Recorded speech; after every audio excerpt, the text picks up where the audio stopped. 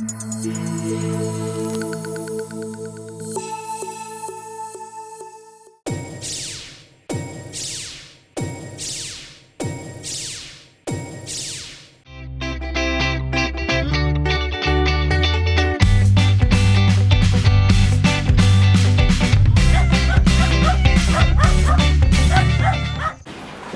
de falar aquele Torres, me atrapalhei. Gravando. Esse é o certo, Gustavo.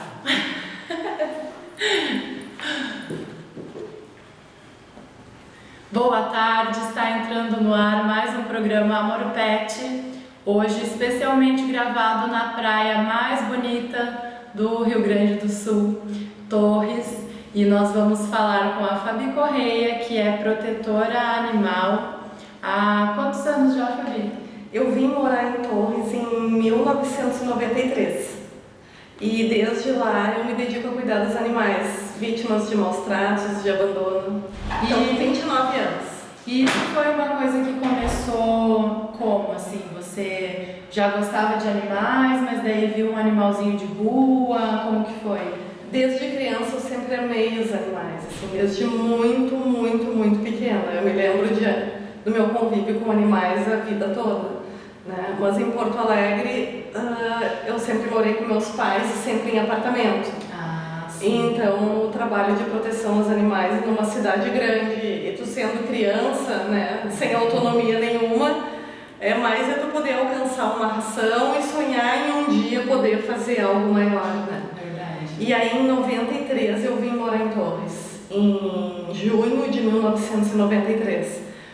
E aí quando eu cheguei aqui em Torres, assim, eu me deparei com uma quantidade enorme de animais abandonados nas ruas, inclusive nas avenidas da cidade, assim, animais com muitas sarnas, sangrando, com feridas abertas, muito doentes, né? E então ali que iniciou esse trabalho, que daí eu já tinha minha autonomia de vida, assim, já era dona de mim e já podia decidir, né, por fazer isso, né? Isso. Então foi a situação que tu encontrou que te motivou a botar em prática a tua vontade, que já era desde sempre. Isso. Em Porto Alegre eu sempre tive animais, mesmo morando em apartamento, né?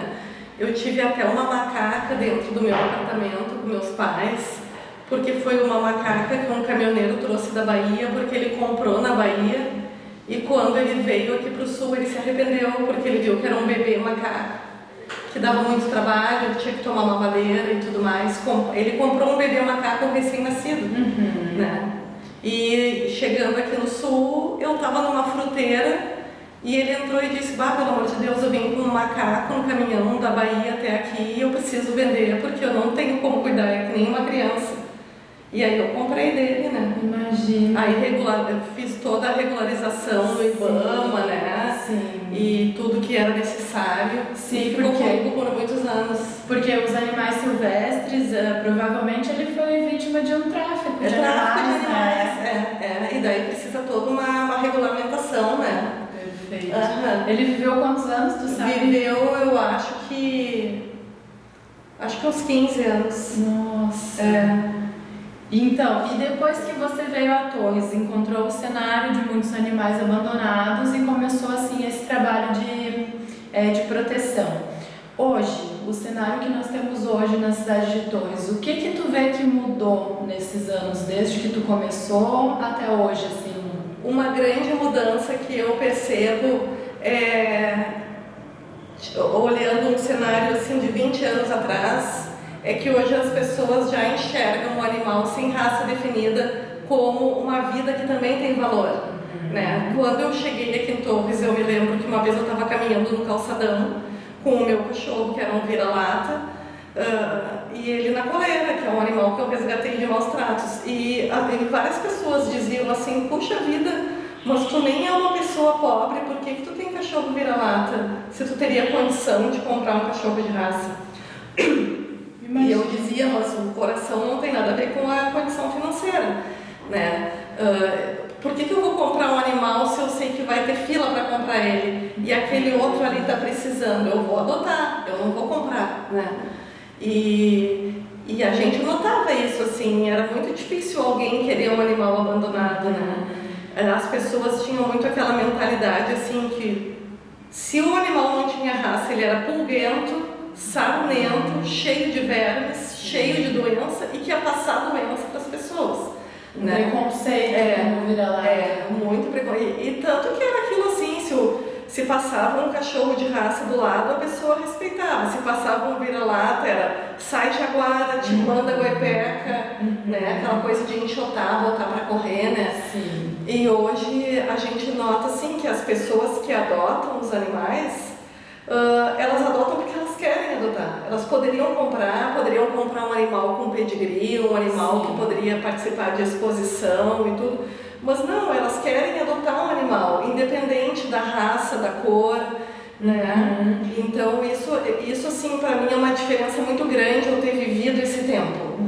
Né? Quando eu olho há 20 anos atrás, como era difícil alguém aceitar adotar. Se tu falava, eu tenho um animal para doar, tá, mas qual raça é? Não tem raça. Não, guaipeca não, né? Hoje em dia a gente já vê como isso mudou, como as pessoas, mesmo elas poderiam me comprar, mas não, elas escolhem adotar, né? Escolhem salvar. Porque não é uma questão de poder aquisitivo, é uma questão de consciência. É uma questão de consciência. De saber que o mesmo animalzinho que tem a raça e o que não tem, ele é um animalzinho igual. Né? A diferença ela é visual pra gente, pra quem tá olhando, porque pro animalzinho ele também não sabe se ele tem raça, se ele não tem. E na verdade, assim, esses animais sem raça definida, eles nada mais são do que o resultado de uma miscigenação, como nós somos. Né? Meu pai é português, minha mãe é alemã, e nós todos somos uma miscigenação de raça, né? Então seria uma visão muito cruel, né, de dizer que a gente só gosta se tiver um sangue azul, se for britânico, né? Perfeito. Nós todos somos uma miscigenação, né? A gente tem que nos aceitar assim como somos, né? Todos nós não temos raça definida. Não temos raça definida. Por que o cachorro tem que ter, o gato tem que ter? E isso muitas vezes, né, claro, cada vez menos, mas era visto como status, né? Sim. A pessoa andar com um animal, com pedigree, um animal de raça, e enquanto que o outro é como se fosse assim, não, o guaipeca ele tem que ser lá da pessoa que mora na periferia, porque aquela não tem poder aquisitivo para comprar.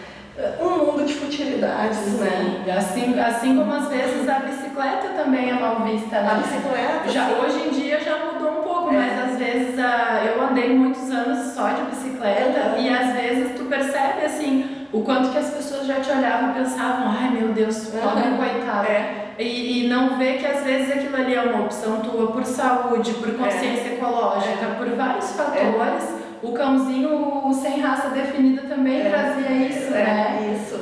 E o que tu percebe assim de mudanças além da conscientização das pessoas de não separar mais o que é de raça, o que não é? Tu percebe assim, eu tenho percebido um movimento maior a questão de castração, por exemplo. Sim. Um tempo atrás a gente falava em castrar um animalzinho. Nossa, era uma coisa extraordinária, também rara, né? Muito rara. Daí a cachorrinha ficava lá, dava cria, daí dava pros vizinhos, dava pros familiares filhote, dava. E chega uma hora que não tem mais pra quem dar. Não, com certeza, não tem se alcança, né? De 6 em 6 meses o bichinho vai dar uma cria, não tem mais o que fazer. Isso. A respeito da castração, assim, o que tu percebe? Aqui em Torres, a prefeitura implantou um sistema muito bom, que é o programa de castração gratuita para animais abandonados e animais de tutores de baixa renda.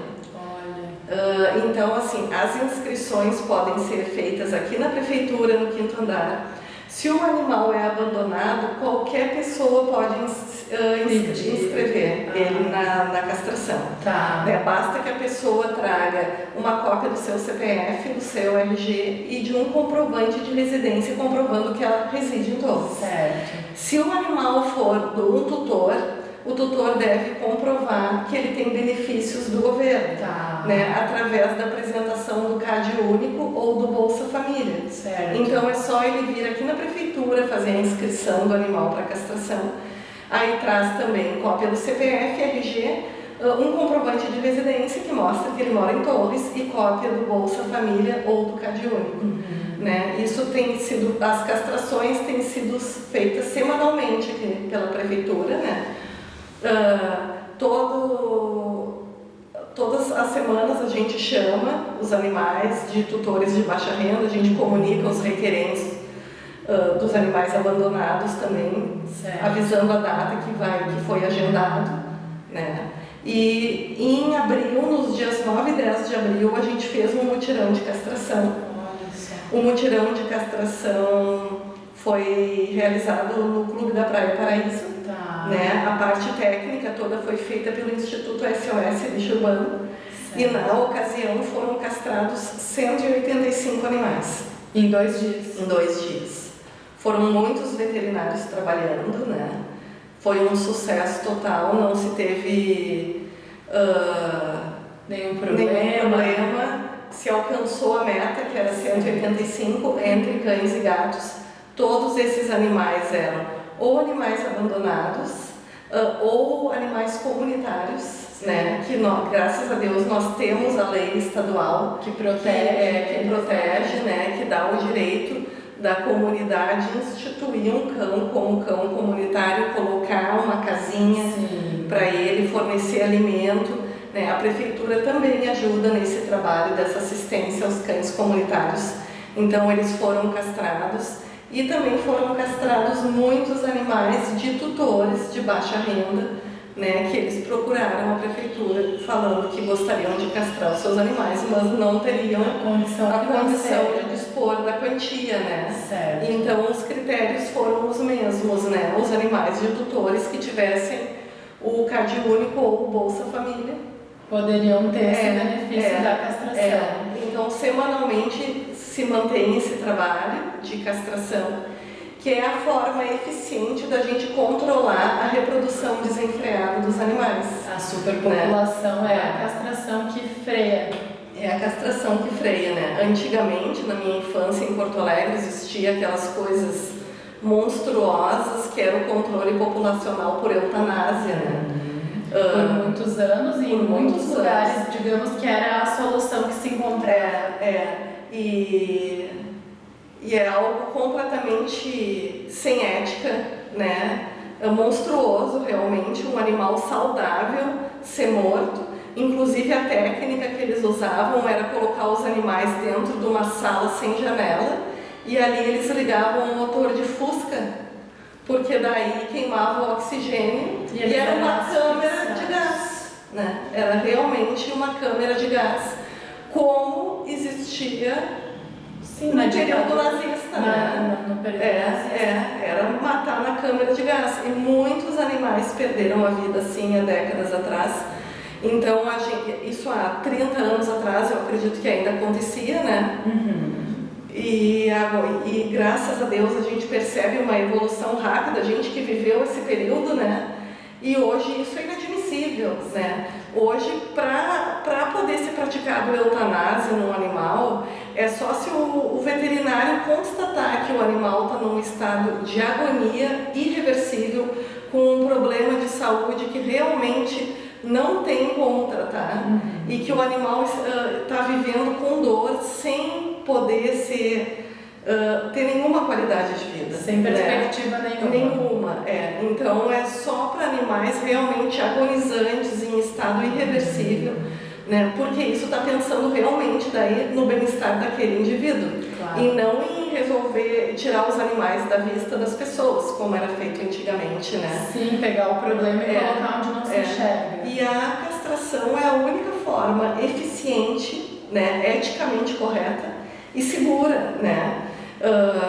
Porque os animais, se deixar por eles vão reproduzir desenfreadamente. Eles não têm consciência, né? Eles agem por instinto. Que os hormônios trabalham e eles vão ficar sempre se reproduzindo.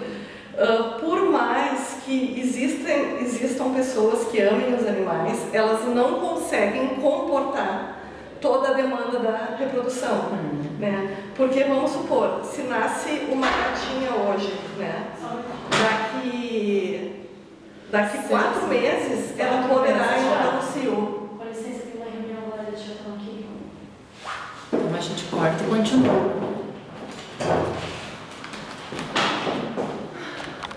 Uma foto eu e tu também.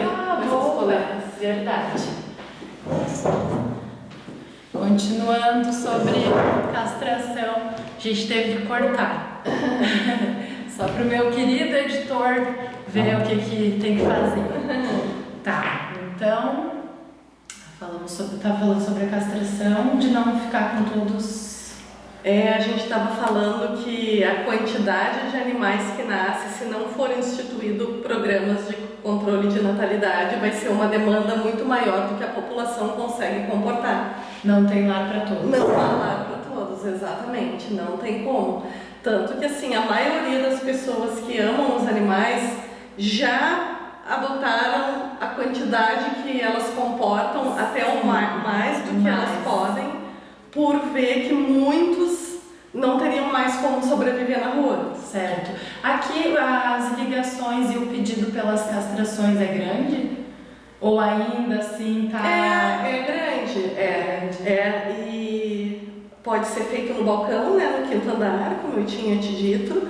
A gente sempre orienta a população que opte sempre pela castração, porque não há uma segunda opção, né? Às vezes a pessoa diz, mas se der cria, eu vou ficar com um filhote. Vai ficar com um, mas pode nascer 9, pode nascer 6, pode nascer 11, né? E todos esses outros vão para onde, né? E vão provavelmente continuar procriando. E vão porque continuar a gente procriando. não tem como controlar. A gente, às vezes a pessoa mal consegue controlar os seus. Aí vai querer controlar os que doou, perde o... E também, assim, uma questão que a gente se depara muito aqui em Torres, que eu, no meu trabalho voluntário de protetora dos animais, eu já peguei muitos casos muito tristes, foi fêmeas com tumores em decorrência das injeções inibidoras de cio. Né? São produtos altamente cancerígenos, né? Que os protetores dos animais e os veterinários também, eu vejo eles sempre falando nisso, né? Aqui em Torres tem a veterinária Mariana Ripari, que ela apoia muito o trabalho de proteção aos animais, e ela sempre fala da toxicidade das injeções inibidoras de cio nas gatas e nas cachorras. Até porque é usado por um longo período de tempo, porque vai ter que fazer a cada 6 meses, né? Mas assim, já aconteceu de fêmeas que tomaram uma única dose e ter câncer. Já apresentar o câncer, uma senhora, o ano passado, eu acho que foi por novembro, ela disse que uma gatinha estava com ela e a gatinha estava com acho que 7 meses e ela não teria mais condição de cuidar. Né? E eu acabei ficando com a gatinha, divulguei para adoção, né? Assim que ela me mandou a foto, levei para minha casa para mim entregar para o adotante. Eu fiz um intermédio. Né? E aí a gatinha veio da casa dela de manhã e final de tarde o adotante ia passar na minha casa e ia pegar a gatinha. Quando ele chegou em casa e pegou a gatinha, ele tocou nela e sentiu os caroços na barriga. E eu não tinha sentido, porque eu não tinha nem tempo corrida. E aí ele disse, Fábio, isso é câncer com certeza, e não vou poder ficar com ela, porque eu trabalho o dia inteiro, eu sei que tem uma cirurgia grande a ser feita, porque a cirurgia tem que tirar toda a cadeia mamária do lado esquerdo, depois toda a cadeia mamária do lado direito. Né? Então aquilo que parece ser barato, uma injeção inibidora de cio que custa aproximadamente R$12, ela tem um preço absurdo, que é acabar com a vida de um ser inocente, acabar com a saúde dele. Né? É um animal que, se ele sobreviver desse câncer, ele vai ser submetido a 2 cirurgias, porque primeiro, normalmente, né, o mais usual pelos veterinários é tira a cadeia mamária de um lado, e aí aguarda aproximadamente 30 dias para tirar a cadeia mamária do outro lado. Eles não tiram a cadeia mamária dos 2 lados, porque faltaria tecido para fechar. Isso falando grosseiramente, eu sou leiga, eu não sou veterinária. Né? Só atuante há muitos anos na causa, já domina o assunto. Então, tu vê, essa gata, ela tinha 7 meses e ela já tinha tumores. Imagina. Aí eu levei ela no dia seguinte na veterinária Mariana e a veterinária disse, Fábio, é certo que a pessoa deu injeção inibidora de cio. Aí eu liguei para essa senhora e falei, a senhora deu injeção anticoncepcional na gata? Daí ela disse, não, eu não dei. Daí eu disse, mas eu tô com a veterinária e a veterinária disse que esse câncer é causado pela injeção inibidora de cio. Daí ela disse, eu dei, mas eu dei uma única dose. Né? E a veterinária disse, uma única dose já é o suficiente para causar câncer. Né? Condena um animal que era um ser que era alegre, cheio de vida, saudável, condena ele a ter sua saúde gravemente comprometida. Por muitos anos, porque um gato vive aí em média, se não acontece um acidente, vive aí 15, 20 anos né? Eu já conheci gato que tinha 20 anos. Sim. Então daí ela já aos 7 meses já desenvolveu um problema que vai ser, digamos, pra vida. E aí teve que passar já pequenininha em fase de crescimento por uma cirurgia de tirar toda uma cadeia mamária e depois a outra. Também acontece muito de quando a cachorra entra no cio, a pessoa na vontade de querer conter a reprodução, aplica a injeção. E daí já não funciona também, eu acho. E daí causa aborto. Os filhotes podem ou nascer com má formação, ou então falecerem na barriga, né? E aí dá aquele problema que às vezes a gente vê alguma cachorra expurgando pus da vagina, né? Que é o indício da piômetra. Né? E aí o veterinário, quando vai abrir, os filhotes já estão verdes e decompostos dentro, né? Também em função da vacina, da injeção. Da injeção, né? Então, o método seguro, eticamente correto, né, eficiente é a castração. E é uma vez só e pro resto da vida tá pronto. Isso, exatamente. E Fabi, o projeto que você tem dos orfagatinhos, como é que é? O Orfagatinhos foi uma iniciativa minha bem particular, assim, porque o que acontecia? Algum tempo atrás era muito difícil doar gatinhos, né? Porque tem conceitos que vão passando de geração para geração e meio que numa letargia mental as pessoas elas não param para pensar, mas será que isso faz sentido? Sim, só reproduz o que ouviu. Vai reproduzindo o que ouviu. Então, muitas pessoas cresceram escutando os pais falando, porque os avós falavam, porque os bisavós falavam, que gato era traiçoeiro, que o gato só gostava da casa, que ele era interesseiro, que ele estava ali pela casa e pela comida. Mas e que se a família se mudasse, o gato não ia querer ir junto, porque o gato só tinha um interesse na casa e na comida, né? E isso daí foi passando de geração para geração. Então, até alguns anos atrás, era muito mais difícil doar gato do que cachorro. Né? As pessoas ainda achavam assim que o gato era um animal que se ela se mudasse ele não iria junto, que ele não tinha fidelidade nenhuma, que ele não era amoroso, que ele não tinha afeição, que ele era um ser interesseiro, tipo um usurpador, né? E não se conseguia doar gatos, era muito difícil, muito, era um trabalho muito grande doar um gato. Quase convencer a pessoa de que dá uma chance, né, de ver que não é assim. E inclusive assim, nas feirinhas de adoção, as pessoas chegavam e diziam, eu amo cachorro, mas eu odeio gato.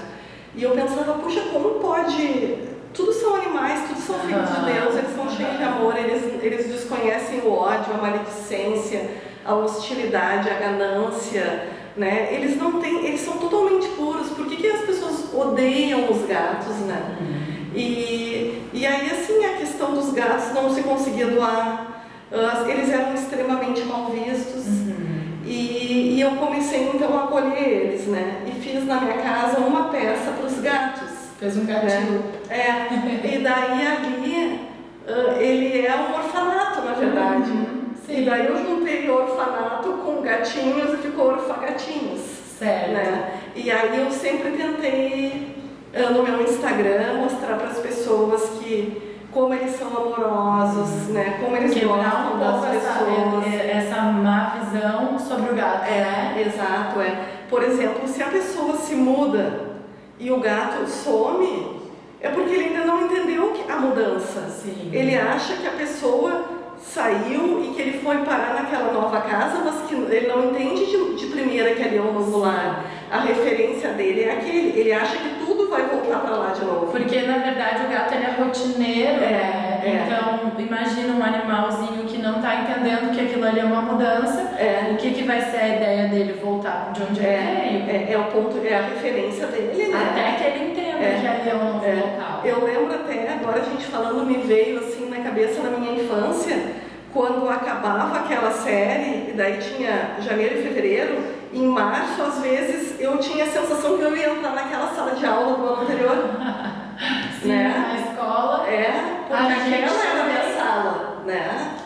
Então, assim, é só uma questão de paciência, de uns dias, para o animal entender que ali agora está toda a estrutura da casa, que ali está a família, né?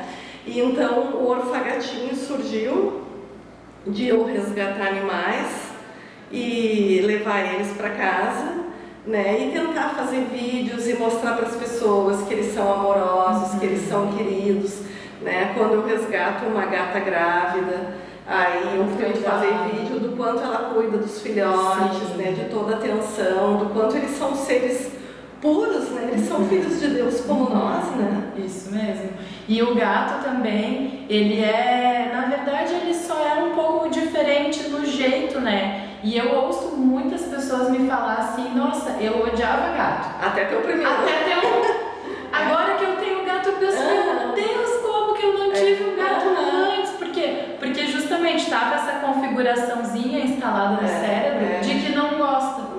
Então eu não gosto e eu nunca vou ter. E daí daqui a pouco se surpreende, porque ou o filho trouxe um gatinho, ou a mulher, a namorada, enfim, ou recolheu na rua porque viu um caso extremo e se compadeceu. E quando descobre como que é, nossa! Aí vê que aquilo tudo, né, era quase assim um pesadelo de uma criança, né? Uma construção de algo em cima do nada, que não tem uma base, né? Pra quem quiser te encontrar no Instagram, como é que te encontra? fabicorrea.animais. Tá, pra encontrar ali o Orfagatinhos, também o trabalho de adoção dos cães, né? Isso, E uma outra coisa, você escreveu um livro. Isso, escrevi um livro. Queria saber um pouquinho do teu livro. Tá. O livro, o título dele é Amor aos Animais, ampliando o nosso círculo de compaixão. Né? E então ali no livro eu falo assim sobre as minhas experiências vivendo com os animais, né? Desde a minha infância mesmo, eu morando em Porto Alegre, né? Eu já amava muito eles, eu ia no Parque da Redenção com meus pais e via ali, na época ainda tinha macacos e patos, né? E muitos animais abandonados na rua. Então, de certa forma, eu sempre tentava ajudar da forma que podia. Então, no livro eu conto várias passagens, falo também sobre a minha opção da dieta vegetariana, que eu sou vegetariana há muito tempo, né? E então, como eu sou espírita, tudo ali também tem uma conotação dentro das minhas convicções espíritas, né? Onde eu acredito assim que a paz começa até na forma da gente comer, a gente está promovendo a paz no mundo, né? A paz, o respeito. Ai, não dá pra ver, mas acabou de vir uma pombinha agora aqui na janela, coisa mais linda. Que linda, pena que não deu pra ver. E então no livro eu falo sobre várias questões, né? Sobre passagens assim que o pai de uma amiga minha, na adolescência dela e na infância, quando os animais davam cria em casa, ele ensacava e arremessava no ar aqui em Torres, né? Porque ele considerava que gato era estorvo, né? E aí, há alguns anos atrás, ele se acordou para isso, assim, e um dia ele falou para ela, ele disse, minha filha, se eu voltasse no tempo, o que eu faria de diferente na minha vida era jamais matar um animal. Né? E ele disse que ele carrega uma culpa enorme por causa disso, né? E que essa culpa atormenta as noites de sono dele, e que então por isso hoje ele tenta ser muito bom para os animais, para de alguma forma ele viver com uma consciência melhor, né? Que eu acho que na verdade, o acerto de contas é a gente com a gente mesmo, né? Ou, se a gente for pensar, mesmo que não esteja ninguém olhando, né? Porque na época ele não tinha a visão que ele tem hoje. A gente vai, ao passar dos anos, a tendência é nós evoluirmos, né? E aprendermos. Então, ele também pode olhar com amorosidade a pessoa que ele era antes e que ele não tinha esse entendimento.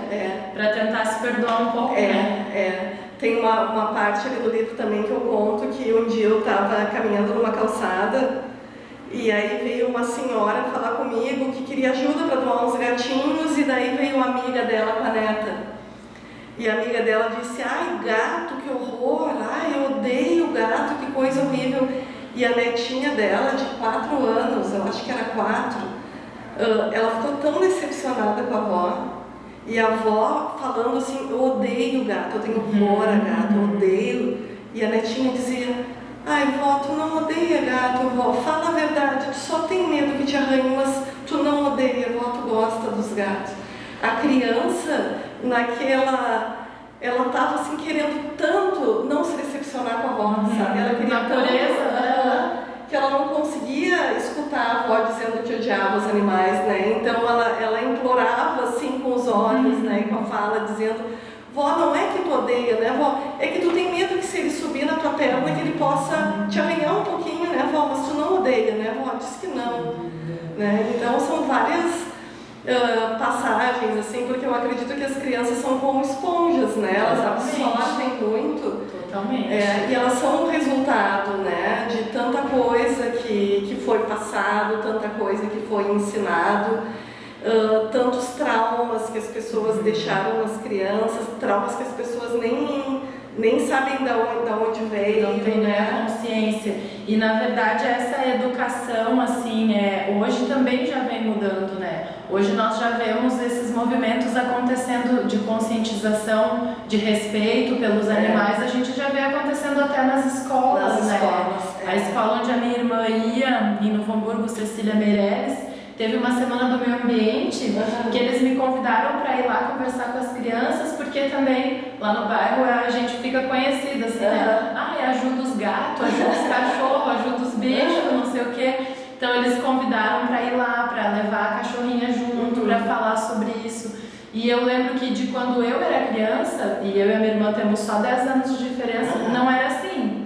Né? Então já vem sendo feito também um trabalho direto com as crianças, né? Hoje em dia, se a gente... O meu filho, então, nem se fala, né? Claro que ele tem o exemplo da mãe, né? Mas se tu quer comprar uma briga com ele, tu falar mal do bichinho, tu maltratar um bichinho, ou ver alguém pescando também, ele já não gosta. Uma vez foi lá no sítio, umas crianças estavam brincando, pediram para ir no açude pescar e tal. E ele foi lá e devolveu os peixes, correu com eles no açude e disse que lá não era para pescar. Então, nós já percebemos uma melhora, né, de comportamento. Não quero dizer que tu precisa amar e que tu precisa encher tua casa de bicho. Apenas tu respeitar, né? Apenas o respeito já é bem-vindo. O respeito já é bem-vindo, com certeza já é um grande passo, né? Para já se sair de um período de barbárie, porque ainda existem atrocidades que nos remetem à Idade Média, né? Sim. Infelizmente isso ainda acontece e os dados ainda são poucos. E para os governos conseguirem implantar políticas públicas de combate às violências, né, sociais, que são de várias formas, é preciso que existam dados para justificar que sejam implantados programas, né? E, por exemplo, aqui em Torres é irrisório o que há de registros de casos de violência aos animais. O abandono, ele pode não ser uma facada, um chute, um tiro, mas ele é um crime. Ele condena o animal, né? Porque se ninguém passar e resgatar, o animalzinho vai definhar e vai morrer. E porque ser abandonado é uma das piores experiências que qualquer ser pode passar, tanto uma pessoa quanto um animal. né? Porque quem abandona vai sem a intenção de voltar. Sim. E quem fica abandonado, ele perde a referência de tudo, ele não sabe para onde ir, ele não sabe por onde procurar, né? Acontece muito aqui, pós-temporada, um aumento, assim, de abandono. Digamos, sabe que, depois assim, que ó, acaba o verão. Eu escuto muitas pessoas falarem que acham que sim, mas eu não vejo diferença em números. Tu acha que... Por exemplo, assim, ali no mês de setembro, início da segunda década do segundo semestre, né, do ano, é um abandono imenso de ninhadas de gato por causa recém-nascido. da apropriação, né, do reflexo que tem, né? Então, assim, geralmente setembro, né? As gatas geralmente tem muitas gatas entram tipo um cio coletivo em julho. Em setembro dão cria e as pessoas pegam e largam a gata cheia de leite num canto da cidade e a ninhada num terreno baldio lá longe. Né? Então, isso acontece nessa época do ano porque é a época onde elas costumam entrar no cio. Mas quanto a abandono, no geral, de cachorro e gato, eu não atribuo a culpa a visitantes, a turistas, a veranistas. Sim. Eu acho que é um problema da região, é um problema nosso, né? Inclusive, em reunião com a Patran, aqui de Torres, eles falaram que a nossa cidade tem um problema muito grave quanto ao abandono de animais, né? Que a incidência é muito alta. Muito grande, né? Ainda. A gente precisaria muito que as pessoas registrassem, né? Um boletim de ocorrência, Um boletim de ocorrência pode ser anônimo, tanto na Delegacia de Polícia Civil quanto na Patran. Toda forma de maus tratos, seja quem for, sempre, aonde houver alguém sendo ferido, sendo agredido, sendo vítima de qualquer forma de escravização, onde qualquer ser humano, animal, seja o que for, aonde estiver sendo violado a dignidade de alguém, a gente jamais deve se omitir. Na minha convicção pessoal, a omissão já é um crime também. Sim, sabe? de estar sendo conivente por não tentar... A gente tem que ter empatia e se colocar no lugar do outro, né? Tu imagina, tu tá sofrendo, tu tá sendo maltratada, tu tá sendo chutada todos os dias, não tem a quem recorrer, sem acesso à água, e as pessoas te verem e tu não tem como falar, e ninguém fazer isso por ti, que é só ir lá e dizer, em tal endereço acontece tal coisa. Como eu não quero confusão com o vizinho, por favor, não passa o meu nome adiante, né? Pela questão de evitar um problema secundário, de dar uma briga, uma confusão com o vizinho, né?